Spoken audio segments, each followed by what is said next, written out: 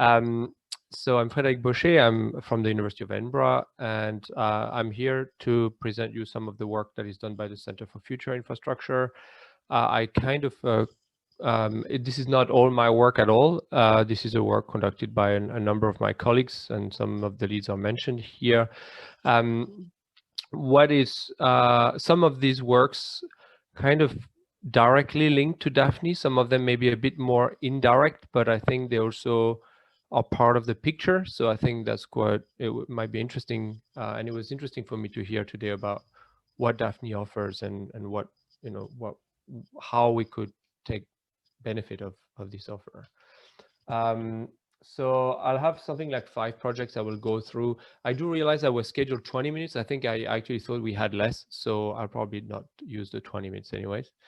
The first project we would like to inform you about is the 20-minute neighborhoods project. This is led by a colleague in geoscience, Dr. van den Horst.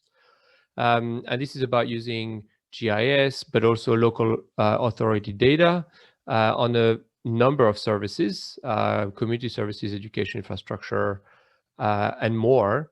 And this is really to help communities, or I guess cities, to make decisions to have more inclusive and better supported communities, all within the idea of creating these 20-minute neighborhoods to reduce especially a lot of transport, but also improve welfare and well-being and health. There's a lots of benefits behind these ideas. Now, I'm not involved in this project, so I don't know very much, but you can certainly see how this makes use of a number of different data sets coming from different sources. And that leads also to the comment I made earlier about how to link to different data sources. A second project, which is more at the regional level, is a project led by my colleague Anne Carney here in engineering, which is about reducing floods and essentially help mitigate for floods. And this is using satellite data, geo-surface conditions with soil moisture conditions. So they use essentially satellite data to analyze soil conditions and obviously the elevations and try to have a better modeling of potential flooding, but then use this to support not just early warning, but also designing preemptive resilience measures.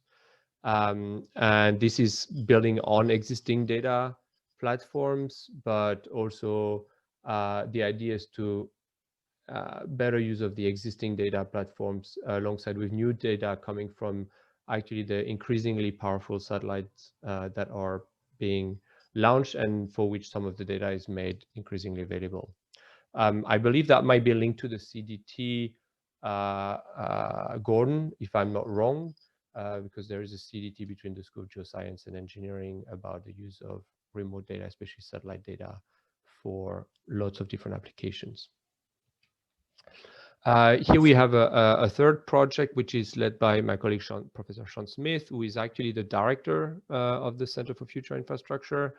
I don't know if there is an actual official title for that project, but this is a project that is ongoing. We started maybe a few months back on utilizing local authority waste and recycling data to try to improve circular economy or support circular economy development by making the data available.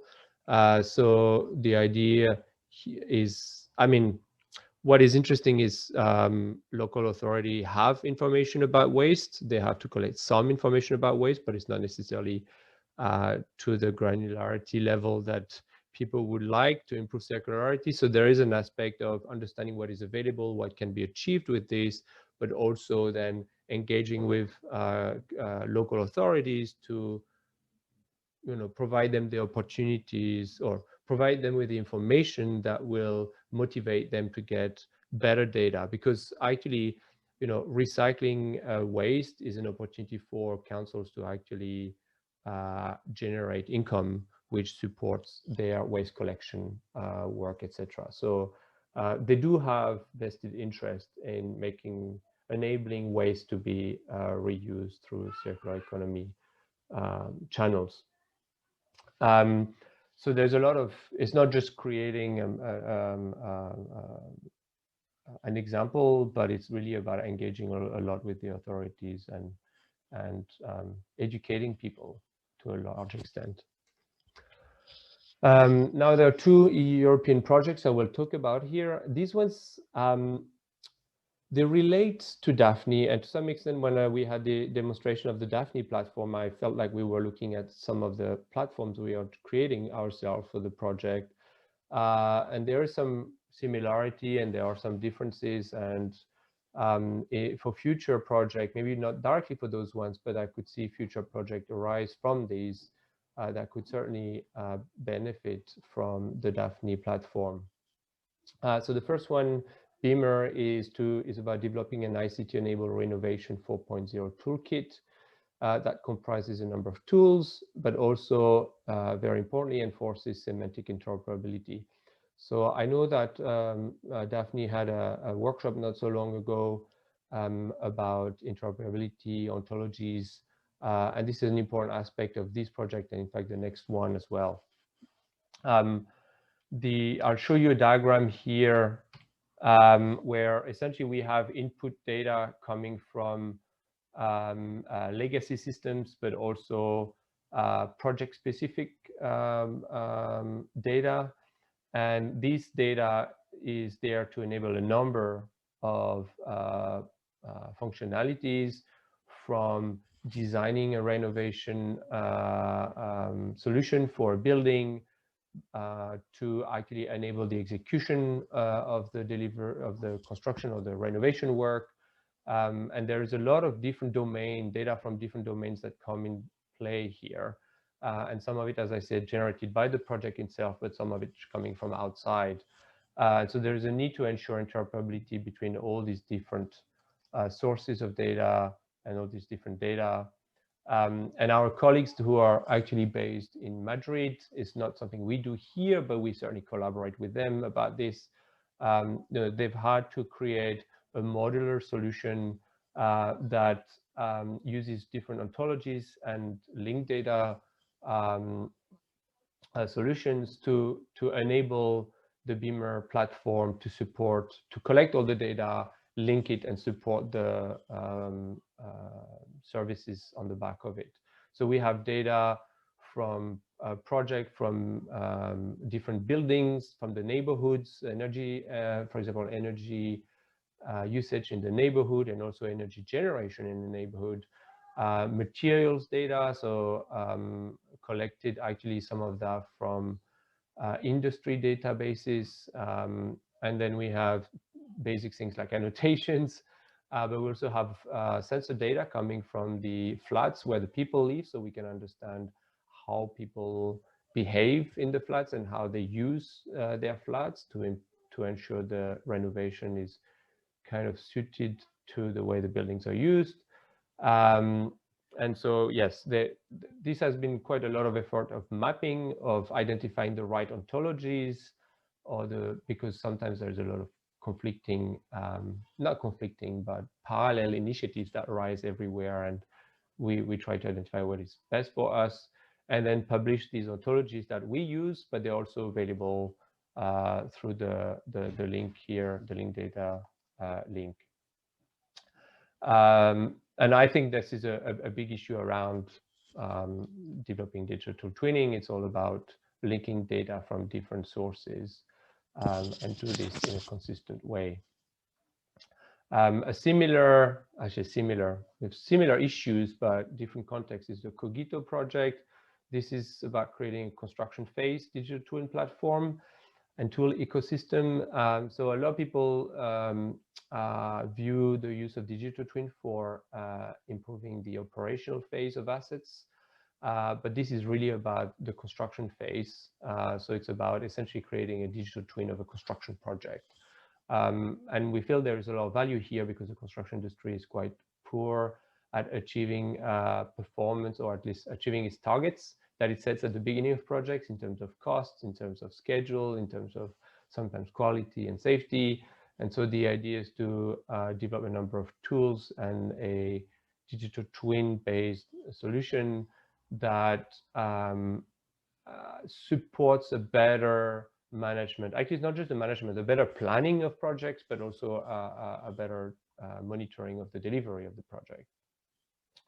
And we hope to make impact in 3 different areas. One is the workflow monitoring, one is the quality monitoring, one is safety monitoring.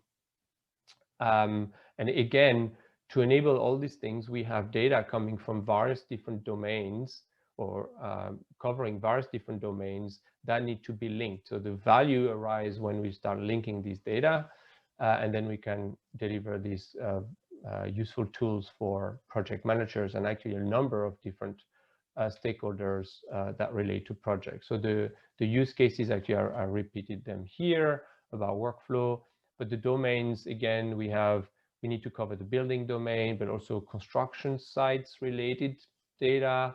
I should say our pilot sites for this, they are not buildings like in the Beamer project, they're actually infrastructure projects. So we have one of the pilot sites is the metro extension in Copenhagen, and the other one is a major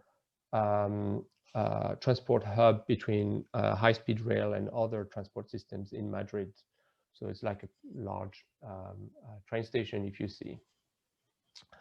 So this we need to cover domains including project management related information. And then we have also real-time data, or I should say right-time data, coming from a range of different sources. Like we have visual data coming from cameras, we have wearable sensors that are attached to equipment or people, in order to get a better understanding of how well the project is being delivered.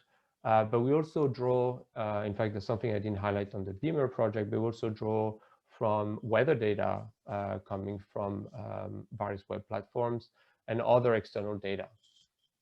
So we need to align all these things together, and we don't necessarily need to map everything in ontologies. You know, you only need to map what you need to query, but we potentially have to query a range of things to improve the capability of users to extract the information they are interested about, to get the right visual representation. So there's a lot about visualization that was shown today. So we need to show people the right thing to enable them to make the right decisions.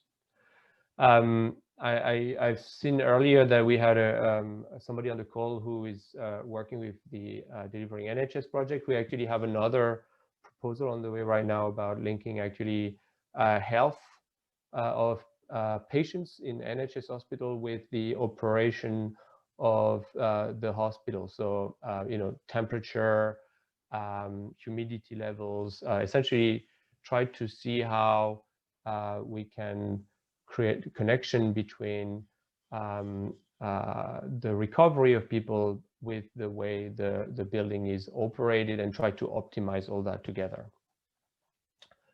Okay, thank you. That's me covering things. I hope that's useful. It was a lot less in depth than my previous colleagues, but it gave a broader perspective.